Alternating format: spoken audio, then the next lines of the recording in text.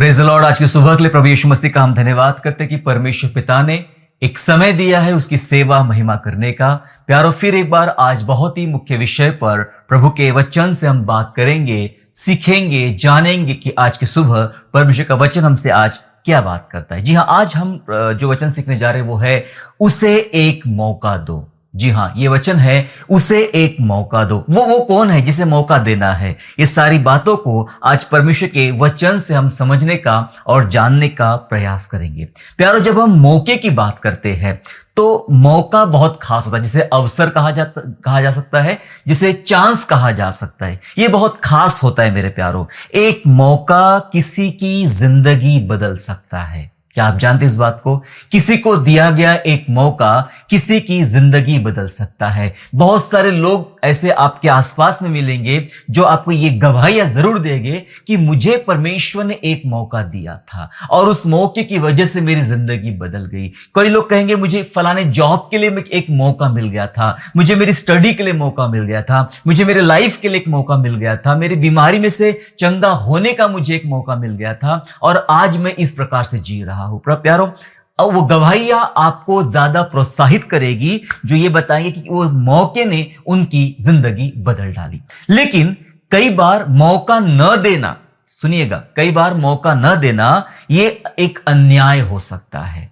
जी हाँ, एक अन्याय हो सकता है, क्योंकि बाइबल के अनुसार हर किसी को एक मौका देना ही चाहिए और मौका न देना एक अपने आप में एक अन्याय है। एक ऐसा अन्याय जिसके द्वारा उस सामने वाले व्यक्ति की जिंदगी बदलने वाली थी, लेकिन मौका न देने की वजह से उसकी जिंदगी नहीं बदल पाई। इसलिए कई बार मौका न देना, इस बात को अन्याय भी बोला जा सकता है। अगर हम बात करें परिवारों की और रिश्तों की, परिवार और रिश्तों में मौके की बहुत अहमियत है।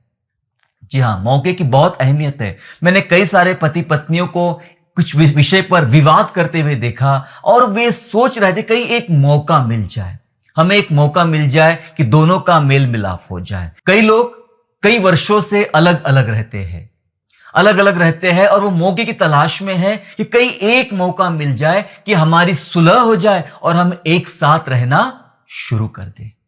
कई सारे ऐसे लोग आपको मिलेंगे रिश्तों में, परिवारों में, जिनको कोई मौका नहीं मिला। यदि उनका मौका मिलता तो जो घर टूट गया, जो रिश्ता टूट गया, जो परिवारों में और जीवन में जो समस्याएं पैदा हुई, शायद किसी ने अगर कोई मौका दिया होता तो शायद वो घर बस जाता था, बन जाता था। प्यारे, इसलिए मौके की अहमियत परिवारों के लिए और रिश्तों के लिए बहुत मायने रखती है। लेकिन आइए थोड़ा वचनों के साथ समझने का प्रयास करेंगे। जब मैं मौके की बात कर रहा हूं, अवसरों की बात कर रहा हूं, तो क्या आप जानते हैं क्या मौका देना बिब्लिकल है? पहले इस बात को जानना है, क्या मौका देना बिब्लिकल है? अवसर तैयार करना क्या बिब्लिकल है? कभी कभी हम सोचते हैं कि नहीं, ये मेरे मन की आवाज है, ये मेरी इच्छा है, मैं सोचता हूं, मैं ऐसा करता हूं। लेकिन ये जानना हमारे लिए बहुत जरूरी है कि जो कुछ हम करते हैं क्या वह बिब्लिकल है, बाइबलीय है, बाइबल के अनुसार है। इस बात को जानेंगे। इसी बात को जानने के लिए वचन के साथ हम चलेंगे और मेरे साथ निकालेंगे दूसरा पत्रस 3 अध्याय और वचन 9। दूसरे पत्रस के 3 अध्याय के वचन 9 में इस प्रकार लिखा गया है, प्रभु अपनी प्रतिज्ञा के विषय में देर नहीं करता, जैसी देर कितने लोग समझते हैं, पर तुम्हारे विषय में धीरज धरता है और नहीं चाहता कि कोई नाश हो, वरन यह कि सबको मन फिराव का अवसर मिले। लिखा है वचन में, अवसर मिले। वो अपनी प्रतिज्ञा के बारे में देर नहीं करता है। वो तो आने वाला है, वो आके रहेगा। लेकिन यदि आज आ जाए तो क्या होगा? क्या लगता है हमें? यदि अभी आ जाए तो क्या होगा? अभी आ जाए तो हजारों लाखों करोड़ों लोग जो प्रभु के बिना जी रहे हैं वे नाश किए जाएंगे। शायद उसमें हमारा भी नाम हो सकता है। हमें नहीं पता हम कैसा मसीही जीवन जी रहे हैं। हमें तो प्रभु एक और अनुग्रह दे रहा, एक और मौका दे रहा है ताकि हम लोग प्रभु में और ज्यादा परिपक्व बन जाए। लिखा है वो इसलिए देरी करता है क्योंकि वो नहीं चाहता कोई नाश हो और हर एक को मन फिराव का मौका मिले। खुद यीशु मसीह चाहता है कि हर एक को मौका मिले। तो मैंने कहा था क्या मौका देना बिब्लिकल है? जब परमेश्वर सामने से स्वयं मौका दे रहा है, अवसर दे रहा है मन फिराव का। और प्यारो, ये मौका हम सबको मिला है। हालेलुया। ये मौका हम सबको मिला है और इसी मौके की वजह से हम परमेश्वर की संतान बने हैं। जब हम प्रभु को नहीं जानते थे, ये मौका हमें नहीं मिला था। हम संसार में भटक रहे थे, हम पापों में थे, हम परमेश्वर से अलग थे। लेकिन परमेश्वर ने ऐसा अनुग्रह हम पर किया, हमें एक मौका दिया, एक चांस दिया कि आ जाओ और मन फिरा लो और परमेश्वर की संतान बन जाओ। आ जाओ, परमेश्वर के भवन में आ जाओ, परमेश्वर की देह के अंगों में शामिल हो जाओ। उसने हमें निमंत्रण दिया, उसने हमें मौका दिया और उस मौके की वजह से आज मैं और आप परमेश्वर की संतान बने हुए हैं। मेरे प्यारे, इसलिए मैंने कहा क्या मौका देना बिब्लिकल है? जी हां, बिल्कुल बिब्लिकल है मौका देना। और परमेश्वर चाहता है उन तमाम लोगों को मौका देना चाहिए। फिर वो मौका विश्वास में आने के लिए हो, फिर वो मौका रिश्तों को सुधारने के लिए हो, फिर वो मौका जीवन बदलने के लिए हो या हालातों को चेंज करने के लिए हो, मौका देना चाहिए। कई बार कई मौके के रास्ते हम सामने से बंद कर देते हैं। हम नहीं चाहते हैं कि कोई उसे मौका मिलना चाहिए, जबकि बाइबल चाहती कि सामने वाले व्यक्ति को मौका मिलना चाहिए, मौका मिलना चाहिए। इस संसार की हम बात करें तो हर किसी को मौका मिलता है। अदालत में भी एक अपराधी को अंतिम बार एक बार मौका दिया जाता है, उसे अपनी बात रखने का या अपनी अंतिम इच्छा जाहिर करने का। इस संसार में भी मौका दिया जाता है, तो मसीही जीवन में क्यों नहीं, हमारे व्यक्तिगत जीवन में क्यों नहीं, हमारे परिवारों में और कलीसिया में क्यों नहीं हम मौका देते? और मौका देने के बाद कितनों की जिंदगियां बच सकती है और कितनों की जिंदगियां बदल सकती है। इसी विषय को समझने के लिए आज हम इस बात को सीख रहे हैं कि उसे एक मौका दो। जब मौके की बात चल रही तो सबसे बड़ा एक प्रश्न आता है कि वो एक दुष्ट आदमी है, वो एक अधर्मी आदमी है, वो एक बहुत ही बुरा आदमी है और उसे कोई मौका नहीं देना चाहिए, उसे कोई मौका नहीं देना चाहिए। कुछ लोग इस प्रकार से सोचते हैं। लेकिन मेरे प्यारो, जब हम बाइबल को ध्यान से पढ़े और कुछ घटनाओं को ध्यान से पढ़े तो हमें समझ में आता है कि परमेश्वर ने कई सारे ऐसे लोग हैं जिनको परमेश्वर ने मौका दिया है। जी हां, आइए कुछ बातों को ध्यान से समझेंगे। प्रकाशित वाक्य उसका 2 अध्याय 20 और 21 पद को हम लोग पढ़ लेंगे। ये प्रकाशित वाक्य का ये वचन पढ़ने से पहले मैं एक घटना आपको बताना चाहता हूं कॉरी टेन बूम के विषय में। एक परमेश्वर की सेविका थी कॉरी टेन बूम जो थी वो जेल में रहा करती थी। जेल में रखा गया था, उसको एक आरोप लगाकर, यहूदियों को बचाने का आरोप लगाकर उसे जेल में रखा गया था और जेल में उसके साथ बहुत ही दुर्व्यवहार किया गया था। अंत में ऐसा हुआ कि वो जेल से बाहर निकलती है और परमेश्वर को अपना जीवन देती है, प्रभु की सेवकाई में आती है। जब एक दिन ऐसा आया कि कॉरी टेन बूम जो थी वो एक सेवकाई कर रही थी, एक प्रचार कर रही थी और उस प्रचार के दौरान वो अपनी कुर्सी पर बैठ गई।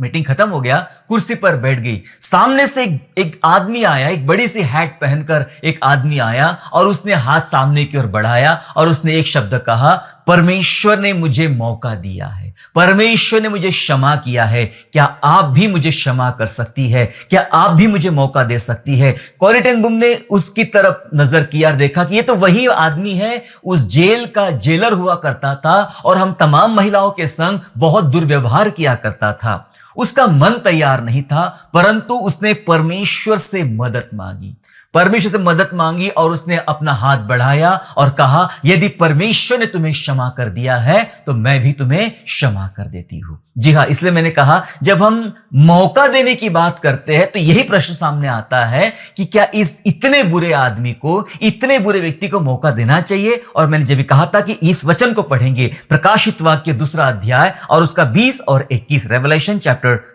2 and verse 20 and verse 21, जहां ऐसा लिखा गया है, पर मुझे तेरे विरुद्ध यह कहना है कि तू उस स्त्री इजेबेल को रहने देता है जो अपने आप को भविष्यवक्तिन कहती है और मेरे दासों को व्यभिचार करने और मूर्तों के आगे के बलिदान खाने को सिखलाकर भरमाती है। मैंने उसको मन फिराने के लिए अवसर दिया, पर वह अपने व्यभिचार से मन फिराना नहीं चाहती। यूहन्ना एक विशेष बात को यहां पर लिख रहा है। एक्चुअली ये वचन थुआतीरा की कलीसिया को लिए बोला गया था, थुआतीरा की कलीसिया के लिए वचन बोला गया है और कहा कि तेरे विरुद्ध कुछ कहना है, इस कलीसिया के विरुद्ध कुछ कहना है कि तूने उस स्त्री इजेबेल को रहने देता। दरअसल पुराने नियम की एक दुष्ट स्त्री है इजेबेल, जिसका वर्णन यूहन्ना करता है यहां पर। और वो बात करता है, वो एक भविष्यवक्ति ने, दरअसल ये बात यहां ये बताई जा रही है कि तुम्हारे यहां झूठी शिक्षाएं, गलत शिक्षाएं, बाइबल के विरोध की शिक्षाएं तेजी से बढ़ रही है और उसको स्वीकार भी किया जा रहा है। और ऐसे दुष्ट लोगों को जो इस प्रकार की दुष्ट शिक्षाएं फैला रहे हैं, दुष्ट शिक्षाओं का प्रचार कर रहे हैं, उसके विषय में लिखा है 21 पद में, मैंने उसको मन फिराने के लिए अवसर दिया। यस, परमेश्वर का वचन कह रहा है, इतने दुष्ट लोगों को जो परमेश्वर के वचन में मिलावट कर रहे हैं, जो वचनों को तोड़ मरोड़ कर रहे हैं, प्रभु के खिलाफ जा रहे हैं, ऐसों को भी मन फिराने का मौका दिया गया, अवसर दिया गया, लेकिन लिखा है उसने मन फिराना नहीं चाहा। प्यारो, बुरे अधर्मियों को, बुरे लोगों को या अधर्मियों को भी प्रभु मन फिराने का या एक मौका परमेश्वर उनको जरूर देता है, अवसर प्रभु देता है, पर कई बार हम उसे लेना नहीं चाहते हैं। कितनों के जीवनों में कितने सारे अवसर परमेश्वर ने भेजा, कितने अवसर पैदा किए। ये समय था कि ये अवसर तेरे लिए है। यहूदा इस्करियोती की बात करें, वो अवसर था जब उसे समझ में आया कि मैंने गलती किया, मैंने पाप किया, मैंने उद्धारकर्ता को फंसा दिया कुछ सिक्कों के लिए। वो अवसर था, वो मौका था कि दौड़कर जाता यीशु के क्रूस के पास और क्षमा मांग लेता, पश्चाताप कर लेता, निश्चय उसका जीवन बच जाता, उसे सुसाइड करने की कोई जरूरत नहीं पड़ती थी। परमेश्वर दयालु है, लेकिन उसने वो मौके का स्वीकार नहीं किया। परमेश्वर हर किसी को मौका देता है, पर कई बार हम ही उस मौके को लेना नहीं चाहते, और जब उस मौके को लेना नहीं चाहते तो हमारी जीवन, हमारी जिंदगी और बर्बादी के रास्तों में, तकलीफ भरे रास्ते में निकल पड़ती। प्यारो, एक मौके की तलाश यदि आपको है, हर एक वो व्यक्ति चाहे किसी भी स्ट्रगल से गुजर रहा हो, अपने बिजनेस में, अपने नौकरी में, अपने रिश्तों में, अपने परिवारों में, अपने समाज में, अपने कलीसिया में, अगर किसी भी समस्या से गुजर रहा हो और यदि आपको उस मौके की तलाश है, मैं कहता हूं यदि आज ये वचन आपके कानों में जा रहा है तो ये मौका आपके लिए है। ये मौका आपके लिए प्रभु मौका देता है। यह लिखा है, मैंने उसे अवसर देना चाहा, लेकिन वो खुद ही अवसर लेना नहीं चाहती है। हम कई बार अवसर लेना नहीं चाहते हैं। लेकिन प्यारों, क्या आप जानते हैं, जब हम अवसरों की बात कर रहे हैं, मौकों की बात कर रहे हैं, परमेश्वर मौका देना चाह रहा है। कई सारे रिश्ते टूटे पड़े हुए हैं, कई सारे लोग बिखर गए हैं और वो सोच रहे कि वो सामने से मौका मिलेगा तो मैं आऊंगा, मैं सामने से नहीं जाऊंगा, वो सामने से बुलाएगा तो मैं आऊंगा। बहुत सारी बातें हो रही मेरे प्यारों, लेकिन मैं एक बात बताना चाहता हूं, ये मौका यूं नहीं मिलता है। मौके को समझना पड़ेगा। पहले मौके को आपको समझना पड़ेगा। प्रत्येक मौका, प्रत्येक अवसर जो होता है वो पश्चाताप के साथ जुड़ा होता है। हालेलुया। समझ लेना, इतना आसान नहीं है, इतना आसान नहीं है। जब परमेश्वर का वचन बात करता है, मैं मौका देता हूं कि सबको मन फिराव का अवसर मिले, इसलिए देरी कर रहा हूं। यहां लिखा है प्रकाशित वाक्य में कि उस व्यभिचारिणी, उस भविष्यवक्ति, झूठी भविष्यवक्ति को बोला गया कि तुझे मन फिराने का अवसर मिला, लेकिन वो लेना नहीं चाहती है। लेकिन इसका यह मतलब है यहां पर कि वो जो मौका, वो जो अवसर परमेश्वर प्रदान करना चाह रहा है, दरअसल ये एक अवसर पश्चाताप के साथ जुड़ा हुआ है। बिना पश्चाताप आपको मौका नहीं मिल सकता है। समझ रहे आप? बिना पश्चाताप आपको मौका नहीं मिल सकता है। एक गलती तो हुई है, एक अपराध तो हुआ है, एक पाप तो हुआ है, जिसके कारण आपके हाथ में आया हुआ अच्छी घड़ी, अच्छे मौके आप गवा चुके थे। लेकिन पश्चाताप के साथ यह मौका आपके लिए दोबारा खड़ा है। जब बाइबल बात कर रही है कि हर किसी को मन फिरा का अवसर मिले, तो क्या करना क्या है? आप यूं ही उछलकर, संसार में से उछलकर परमेश्वर के राज्य में प्रवेश नहीं कर सकते हो। ये दोनों के बीच एक स्टेप प्रभु ने रखा है। वो क्या है? एक स्टेज रखा है प्रभु ने, क्या है? पश्चाताप का, अपने पापों की कबूली करने का, पापों को मानने का। हम सब ने अपने अपने पाप मान लिए, अपने पाप कबूल कर लिए, यीशु मसीह को अपना व्यक्तिगत उद्धारकर्ता करके ग्रहण किया। इसीलिए परमेश्वर ने हमें मौका दिया है उसकी संतान होने का। हम पश्चाताप के साथ गए, इसलिए उसने स्वीकार कर लिया। यह मौका मिला जरूर था, लेकिन यह मौके के साथ जुड़ा है पश्चाताप। यदि आप मौके की तलाश में हो, लेकिन यदि आप पश्चाताप नहीं कर रहे हो, तो मौका आपको नहीं मिल सकता। मौका आपके लिए बहुत कठिनाइयां पैदा कर देगा। आओ पश्चाताप के साथ उस मौके का फायदा उठाओ, ताकि परमेश्वर आपको उस मौके के द्वारा, उस अवसर के द्वारा परमेश्वर आपको आशीषित कर सके, ब्लेस कर सके। उड़ाऊ पुत्र के बारे में सब जानते हैं। उसने पश्चाताप किया, उसके पास तो मौका ही नहीं था, उसके हाथ में आया मौका वो गवा चुका था, अपनी संपत्ति लेकर दूर देश चला जा चुका था। लेकिन उसने क्या किया? उसने पश्चाताप किया। हे पिता, मैंने तेरे नजर में पाप किया है, मैंने परमेश्वर की नजर में पाप किया है। तब उसने खोया हुआ मौका उसे दोबारा मिला और उसके पिता ने दोबारा उसको अपनी संतान बना के रख लिया। जब मैं मौके की बात करूं तो यह भी बता दूं कि मौका हमारे जीवन में एक टर्निंग पॉइंट लाता है। जी हां, आप ऐसे चल रहे थे और ये मौका जो प्रभु देना चाहता है, ये अचानक आपके लाइफ में एक यू टर्न ला सकता है, एक टर्निंग पॉइंट ला सकता है। आपकी पूरी जिंदगी एक डाइवर्ट हो सकती है, बदल सकती है, यदि आप मौके को गंभीरता से समझने का प्रयास कर रहे हो। टर्निंग पॉइंट होगा। जी हां, टर्निंग पॉइंट। उनसे पूछो जो मर रहे थे, लगभग मर ही गए थे। कई केस हम सुनते जिनको सीपीआर दिया गया है ना, मर चुके थे लगभग, उनकी नसें चलना बंद हो गई थी, हार्ट चलना बंद हो गया, उनको सीपीआर दिया गया और वापस वो जिंदा हो गए। कई बार ऐसा हुआ, ये मौका उनको मिला और टर्निंग आ गई। उसको पता कि मैं तो अपनी जिंदगी खो चुका था, लेकिन अब मुझे जिंदगी मिली है, तो ये उसकी बदौलत है, मैं उसकी महिमा के लिए ये जिंदगी लगाना चाहूंगा। एक टर्निंग पॉइंट आ सकता है।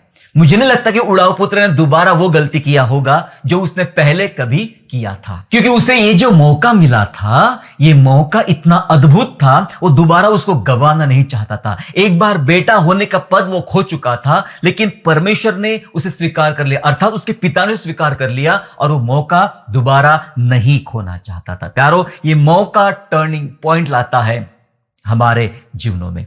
प्यारो, जो मौका मिलता है ना हमें, जो मौका हमें मिलता है, उसे याद रखे, उसके बारे में कोई कीमत चुका रहा होता है।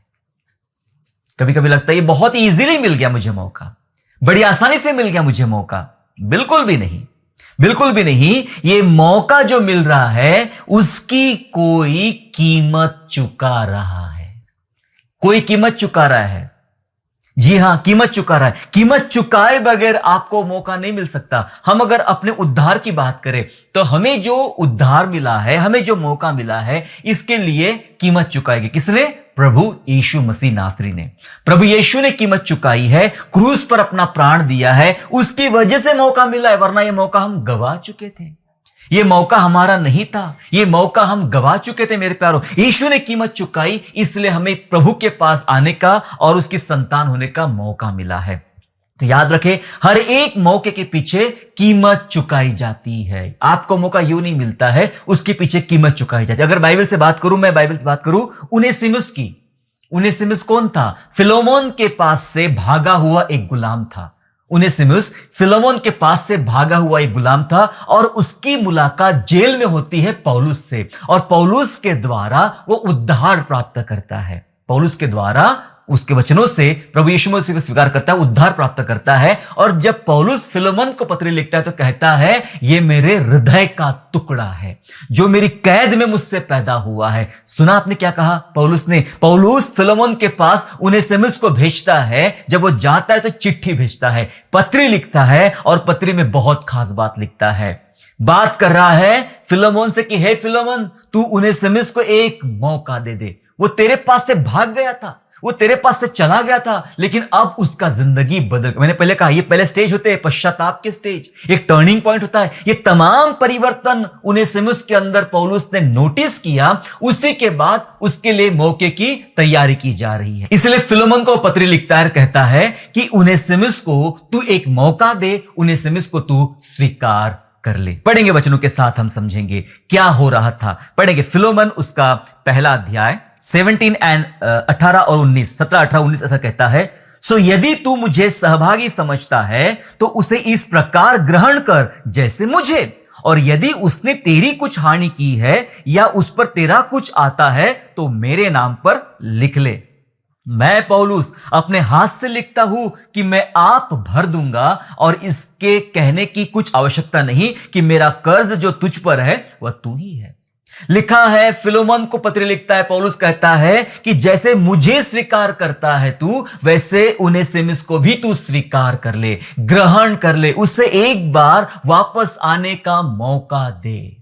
और उसने तेरा जो कुछ लेकर भागा होगा, तेरा कर्जा उसके ऊपर होगा, जो भी तेरी चीजें होगी, लिखा है वो सारी चीजों को, जब तेरा नुकसान हुआ है वो मेरे नाम पे लिख दे, मेरे नाम पे लिख दे। और लिखा है 19 पद में कि मैं उसको भर दूंगा। जितना भी तेरा खर्चा हुआ है, जितना भी तेरा उसका बर्बाद हुआ है या उसके नाम पर आता है, वो सब मैं भर दूंगा। समझ रहे आप? उनेसिमुस को मौका मिलने के लिए पौलुस कीमत चुका रहा है। पौलुस कीमत चुकाने को तैयार है। पूरे कलीसिया को मौका मिले, इसलिए प्रभु यीशु मसीह नासरी परमेश्वर का एकलौता पुत्र कीमत चुका रहा है, कीमत चुका रहा है। उसकी वजह से मौका मिला। कई बार हम मौके को बहुत आसानी से ले लेते हैं, बड़ी आसानी से मौका मिला, ये हुआ था, वो हुआ था, अचानक कुछ नहीं हुआ। उसके लिए बहुत सारे लोग बैठे हुए होते हैं और कीमत चुका रहे होते हैं और कीमत चुकाने को तैयार होते हैं। आपके बारे में, मेरे बारे में, यदि आज हमें परिवार में मौका मिल रहा है, कलीसिया में मौका मिल रहा है, परिस्थिति में मौका मिल रहा है, तो पीछे कोई बैठा है जो कीमत चुका रहा है। कीमत में पता क्या क्या शामिल है? कीमत में शामिल है हमें मौका मिले, इसलिए कोई प्रार्थना कर रहा है, ये कीमत है। और कितने दिन उसने प्रार्थना किया होगा हमें नहीं पता, कितने घंटों तक प्रार्थना किया होगा हमें नहीं पता, कितने महीनों तक प्रार्थना किया होगा हमें नहीं पता। आपको लगता है मुझे यूं ही मौका मिल गया। कितनों की प्रार्थना का प्रतिफल है आप, कितनों की प्रार्थनाओं के फल है आप। प्यारो, मौका मिले, हमें मौका मिले, इसलिए कितने लोग घुटनों पर बैठ के उपवास की प्रार्थना कर रहे हैं। हमें मौका मिले, इसलिए कोई दुख उठा रहा है, परिस्थितियां उसकी खराब हो चुकी है, मानसिक रूप से टूट रहा है, आत्मिक रूप से टूट रहा है, शारीरिक रूप से टूट रहा है। सिर्फ और सिर्फ हमें मौका मिले, हमें मौका मिले, इसलिए कोई टूट रहा है, किसी को दुख मिल रहा है। प्यारो, हमारा मौका उस कीमत की भरपाई कभी नहीं कर पाएगा। समझ रहे आप? जो मौका हमें मिल भी जाए, मिल गया है, पर वो जो कीमत चुकाई गई वो हम कभी भरपाई नहीं कर पाएंगे। उसने जितनी दुआएं हमारे लिए किया, उसने जितना दुख हमारे लिए झेला, उसने जितने संकट हमारे लिए झेले, उसको हम किसी भी रूप से भरपाई नहीं कर पाएंगे। ये बहुत अद्भुत मौका है, ये सुनहरा मौका है, ये अमूल्य मौका है मेरे प्यारो। इसे अपने हाथ से ना जाने दो। यदि परमेश्वर आपको मौका दे रहा है, यदि आपके लोग आपको मौका दे रहे हैं, परिस्थिति आपको मौका दे रही है, तो इसके पीछे बहुत सारी बातें जुड़ी हुई है। एक और बात खास जुड़ी इसके पीछे, यदि आपको मौका मिल रहा है तो उसका यह मतलब है कि परमेश्वर की दया उस पर हो रही है। आप पर अगर मौका मिला है तो यह मत समझना कि आप बहुत लायक थे, आप बहुत योग्य थे इसलिए मौका मिला है। यह समझना है कि परमेश्वर की दया उस पर हो रही है। जी हां, मौका मिले जिस पर, उस पर दया हो रही है, इसलिए मौका मिला है। हिजकिय्याह की बात करें, राजा हिजकिय्याह के घमंड के कारण वो मरने पर था, बीमार पड़ा हुआ था, और वह मौका ढूंढ रहा है कि प्रभु मुझे बचा ले, प्रभु मुझे बचा ले। और उसने रो रो के प्रार्थना विनती किया और परमेश्वर ने उसे मौका दिया, क्योंकि उसकी प्रार्थनाओं के बाद, उसकी नम्रता देखते हुए परमेश्वर ने उसे एक मौका दिया कि ताकि तू और 15 साल जिए। उसे मौका दिया ताकि तू और 15 साल जिए। जी हां, ये मौका जो मिल रहा होता है, इसके पीछे की घटना यह है कि परमेश्वर की दया हो रही है। मेरे प्यारो, आपके रिश्तों में, आपके परिवार में यदि आपको मौका मिल रहा है तो जान लो कि परमेश्वर की दया आप पर हुई है, तो जान लो कि परमेश्वर की दया आप पर हो रही है। एक दृष्टांत बाइबल में है, समझ लीजिएगा। एक दृष्टांत बाइबल में है, मत्ती 18 में दृष्टांत मिलता है। एक निर्दयी सेवक का दृष्टांत है। ये एक निर्दयी सेवक का दृष्टांत है। ये निर्दयी सेवक कैसा था पता है आपको? इस सेवक के ऊपर में, इस दास के ऊपर में 10,000 तोड़ों का कर्जा था, 10,000 तोड़े, और वो चुकाने में असक्षम था। जब मालिक ने उसे पुकारा, आया और देखा कि ये 10,000 तोड़े मेरा कर्जा चुकाने में असक्षम है, तो इसको, इसके बीवी बच्चों सहित, इसकी संपत्ति समेत इसको जेल में डाल दो, और जब तक ये पाई पाई भर के ना दे, ये छूटने ना पाए।